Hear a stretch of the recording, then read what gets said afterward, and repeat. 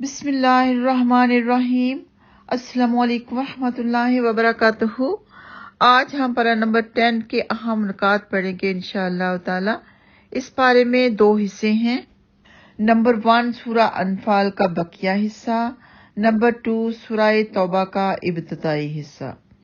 تو نمبر 1 سورہ انفال کے بقیہ حصے میں 5 باتیں یہ ہیں۔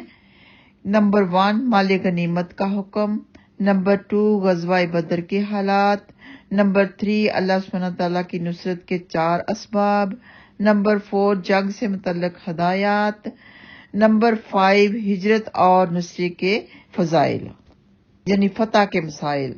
اور یہاں پہ مال غنیمت کا حکم یہ بیان ہوا کہ خمس نبی پاک صلی اللہ علیہ وآلہ وسلم، آپ کے اقربا یعنی رشتہ دار، یتیموں، مسکینوں اور مسافروں کے لیے ہے، یعنی 5واں حصہ نبی پاک صلی اللہ علیہ وآلہ وسلم کے لیے، اور باقی 4 حصے مجاہدین کے لیے ہیں۔ پھر غزوہ بدر کے بارے میں ہے، تو کفار مسلمانوں کو اور مسلمان کفار کو تعداد میں کم سمجھے، اور ایسا اس لیے ہوا کہ اس جنگ کا ہونا اللہ سبحانہ تعالیٰ کے حضور طے ہو چکا تھا۔ تو کفار کو مسلمان کی نظر میں کم دکھایا گیا کہ مسلمانوں کے حوصلے بڑھ جائیں کہ ان کی تعداد زیادہ ہے اور کفار کی تعداد کم ہے، اور مسلمانوں کی تعداد بظاہر تو کم تھی لیکن تھی زیادہ، کیونکہ ان کے ساتھ فرشتے بھی اللہ سبحانہ تعالیٰ نے بھیجے تھے، تو اس لیے مسلمانوں کو خود کو لگ رہا تھا کہ ہماری تعداد زیادہ ہے اور کفار کی تعداد کم ہے، تو اس طرح ان کے حوصلے بڑھ گئے، اور کفار جو تھے وہ مسلمانوں کو کم دیکھ رہے تھے۔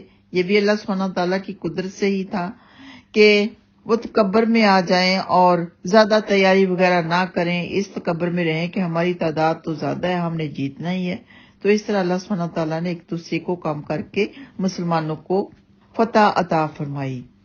پھر آ جاتا ہے کہ شیطان مشرکین کے سامنے ان کے اعمال کو مزین کر کے پیش کرتا رہا، دوسری طرف مسلمانوں کی مدد کے لیے آسمان سے فرشتے نازل ہوئے، یہ تفصیل کے ساتھ بیان ہے۔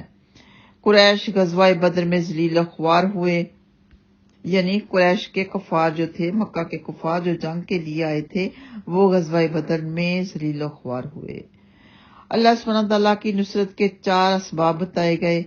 نمبر 1 میدان جنگ میں ثابت قدمی، نمبر 2 اللہ سبحانہ تعالیٰ کا ذکر کثرت سے، نمبر 3 اختلاف اور لڑائی سے بچ کر رہنا، نمبر 4 مقابلے میں ناموافق امور پر صبر کرنا۔ پھر جنگ سے متعلق ہدایات ہیں، دشمنوں سے مقابلے کے لیے مادی، عسکری اور روحانی تینوں اعتبار سے تیاری مکمل رکھیں۔ نمبر 2 اگر کافر صلح کی طرف مائل ہوں تو صلح کر لو۔ پھر ہجرت اور نصرت کے فضائل آ جاتے ہیں۔ نمبر 1 مہاجرین اور انصار سچے مومنین ہیں۔ نمبر 2 گناہوں کی مغفرت۔ نمبر 3 رزق کریم کا وعدہ۔ پھر سورہ توبہ آ جاتی ہے۔ سورہ توبہ کا جو ابتدائی حصہ ہے اس کے بارے میں ہے کہ اس میں 2 باتیں ہیں۔ نمبر 1 مشرکین اور اہل کتاب کے ساتھ جہاد کرنا، تو مشرکین سے جو معاہدے ہوئے تھے ان سے برات کا اعلان ہے۔ مشرکین کو حج بیت اللہ سے منع کر دیا گیا، اہل کتاب کے ساتھ قتال کی اجازت دی گئی۔ نمبر 2 مسلمانوں اور منافقوں کے درمیان امتیاز۔